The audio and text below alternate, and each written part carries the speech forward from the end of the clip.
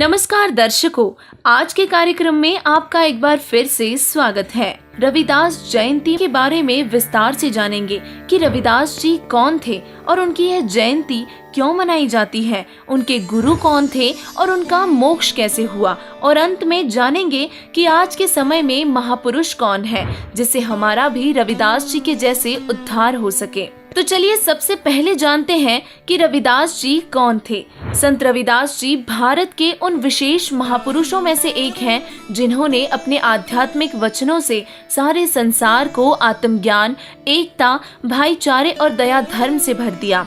रविदास जी की अनूप महिमा को देख कई राजा और रानियां इनकी शरण में आकर भक्ति मार्ग से जुड़े। जीवन भर समाज में फैली कुरीतियां जैसे कि जाति पाति के अंतर के लिए काम किया और संत रविदास जी का जन्म माना जाता है कि सन 1450 में वाराणसी में हुआ था। संत रविदास जी के पिताजी बाबा संतोष दास व माताजी कलसा देवी थी। तो आइए दर्शकों, अब हम जानते हैं कि संत रविदास जी के गुरु कौन थे। सदग्रंथों के मुताबिक संत रविदास जी के गुरु कबीर साहिब जी थे, जिनसे नाम दीक्षा लेकर रविदास जी ने आत्म कल्याण करवाया। रविदास जी चमार जाति से होने के कारण अछूत माने जाते थे, लेकिन उनको सद्भक्ति सही मिली हुई थी।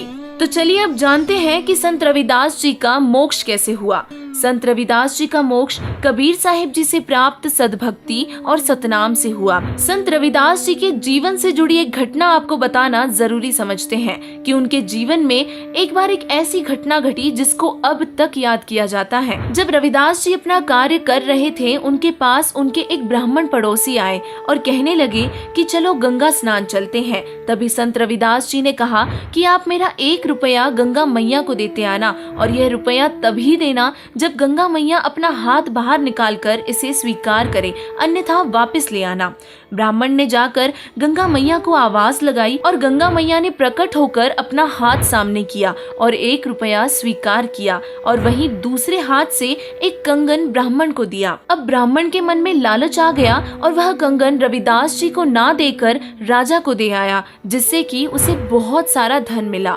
लेकिन रानी को यह कंगन बहुत पसंद आ गया था और उसने राजा से कहा कि मुझे एक कंगन बिल्कुल ऐसा ही दूसरा चाहिए, दूसरे हाथ में पहनने के लिए। अब राजा ने ब्राह्मण को बुलाया और ब्राह्मण के सामने बहुत बड़ी मुसीबत आ गई थी और राजा ने कह दिया था कि यदि ऐसा कंगन लाकर नहीं दिया तो आपको परिवार सहित मृत्यु दंड दिया जाएगा। उसके बाद ब्राह्मण रविदास जी के पास गए और अपनी समस्या और अपना लालच बताया। संत रविदास जी ने परिवार पर आई मुसीबत के कारण समाधान करने की सोची और कहा कि ब्राह्मण जी, आप मेरी इस कठौती में हाथ डालें और एक कंगन ले जाइए। चमड़ा धोने वाला बर्तन, जिसको कठौती बोलते हैं, उसमें बहुत सारे सोने के कंगन निकले। तब रविदास जी ने कहा कि ब्राह्मण जी, यहाँ पर लालच मत कीजिएगा, केवल एक ही लेकर जाइए। ब्राह्मण एक लेकर गया और राजा को दे दिया। उसके बाद रानी ने पूछा कि यह कंगन आप कहाँ से लाए। ब्राह्मण ने सच सच बताया और रानी सारी बातें सुनने के बाद रविदास जी के पास आई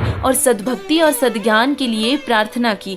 अंत में रानी ने रविदास जी से उपदेश प्राप्त किया और उस समय से ये कहावत भी मशहूर है, मन चंगा तो कठौती में गंगा। दर्शकों, अब हम जानते हैं कि आज के समय में हम परमात्मा तक कैसे पहुंच सकते हैं। अब आपको ये जानकर आश्चर्य होगा कि संसार में कबीर साहिब जी के अंश बंदी छोड़ सदगुरु रामपाल जी महाराज जी आए हुए हैं, जो आपको वही सद्भक्ति और सतनाम देकर भक्तों को मोक्ष मार्ग बता रहे हैं। अब आप सभी दर्शकों से हाथ जोड़कर प्रार्थना है कि संत रामपाल जी महाराज जी के सत्संग अवश्य सुने और उनके द्वारा लिखी गई ज्ञान गंगा पुस्तक निशुल्क मंगवाएं। आज के इस कार्यक्रम में बस इतना ही। अगले रविवार फिर मिलेंगे नए मुद्दे के साथ। तब तक के लिए बने रहिए ऐसे न्यूज के साथ।